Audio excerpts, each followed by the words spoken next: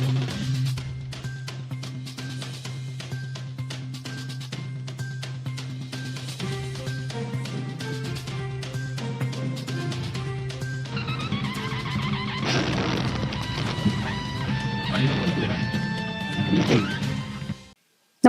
आपण पाहता हिरकणी न्यूज.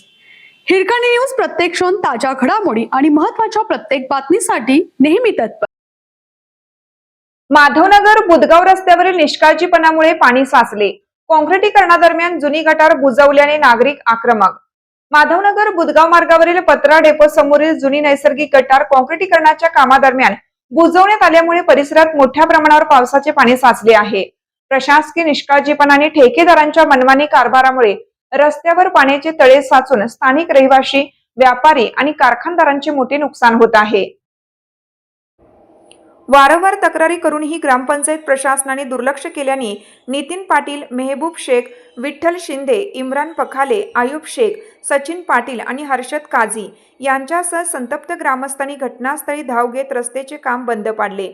वाढता विरोध पाहून ठेकेदाराने जेसीबीच्या सहाय्याने तात्पुरती मलमपट्टी सुरू केली असली तरी कायमस्वरूपी उपाययोजना करण्याची मागणी नागरिकांनी केली आहे. गटारीसाठी आणलेले पाईप न बसवता गटार का बुजवण्यात आली असा सवाल उपस्थित करत ग्रामस्थांनी प्रशासनाला तीव्र आंदोलनाचा इशारा दिला.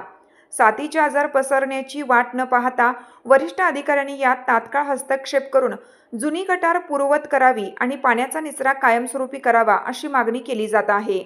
हिरकणी न्यूजसाठी सहसंपादक राजेंद्र पाटील.